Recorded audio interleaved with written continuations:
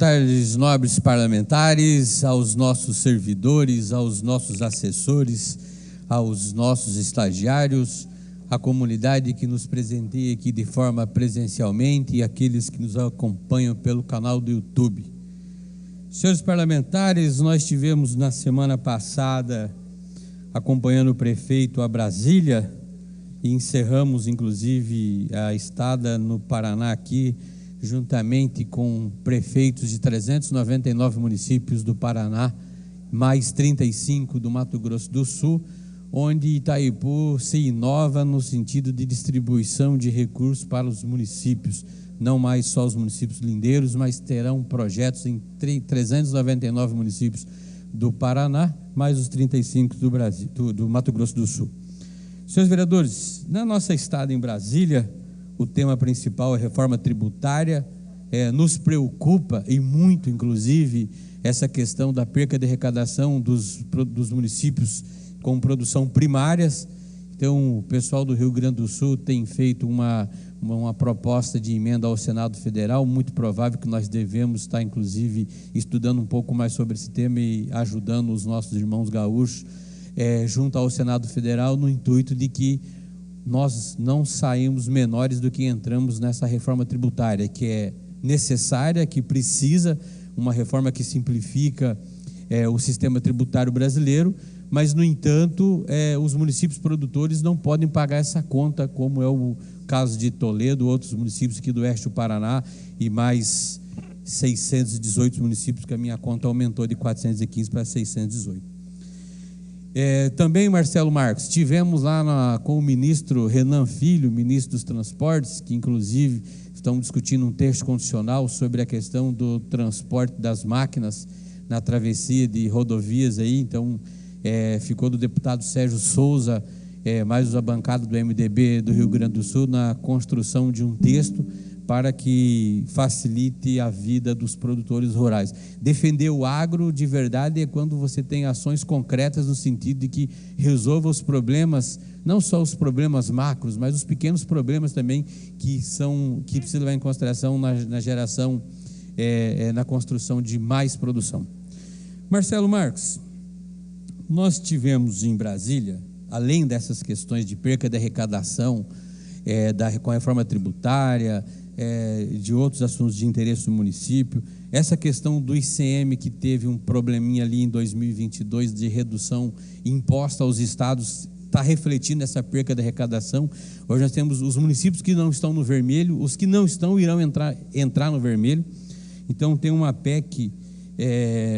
25, que está no Congresso Nacional, que pede mais 1,5 para o FPM, para a distribuição dos municípios, para poder tentar reparar esses danos em todo o mês de março. Mas aí, Marcelo, o seguinte,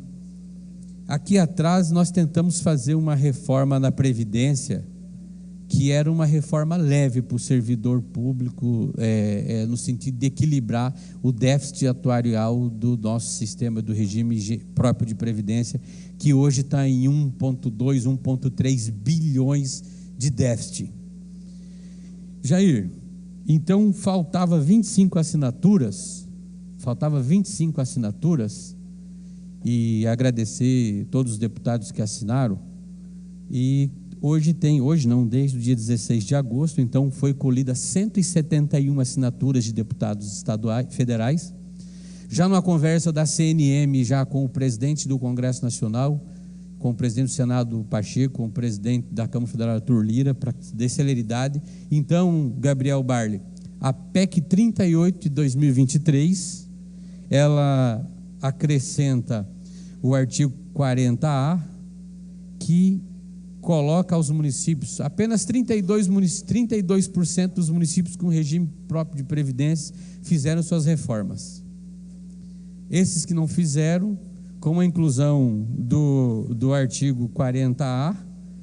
colocará as mesmas regras do regime geral de previdência, será incluído para o regime próprio de previdência.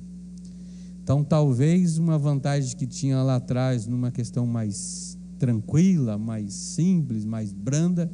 desta vez ela passa na íntegra o que todo trabalhador brasileiro, todos os trabalhadores brasileiros que estão no regime geral de previdência, os servidores públicos também terão que cumprir as mesmas regras que todo mundo cumpre.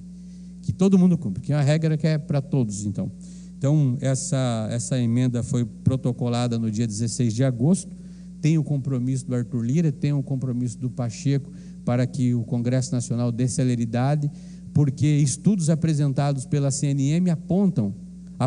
que com a reforma,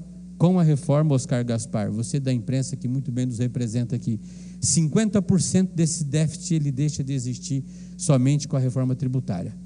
Já estamos falando de previsão orçamentária para o ano que vem, de aporte financeiro, fora a nossa obrigação, para o ano que vem, de 60 milhões de reais. Estamos falando de 60 milhões de reais de aporte financeiro do município para o fundo para 2024. Isso de aporte extra, não da obrigação mensal.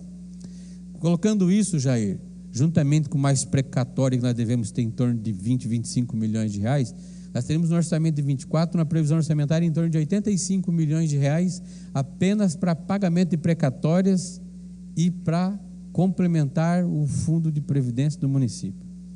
Em um momento que nós estamos falando de reforma tributária, de perca de arrecadação, em um momento que nós estamos falando que o Brasil está parado, e realmente o Brasil está parado,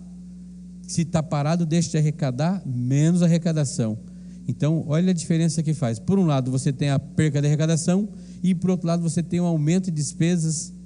que não são de investimento, que não gera mais emprego, que não gera mais renda, que não gera mais desenvolvimento e acaba travando, inclusive acaba travando o desenvolvimento do nosso município. Então, muito feliz, então, inclusive, com o trabalho desses 171 deputados federais que assinaram essa PEC, que vem ao encontro daquilo que nós temos no município, de um déficit de 1 bilhão e 200, e que assim nós teríamos sanado esse problema.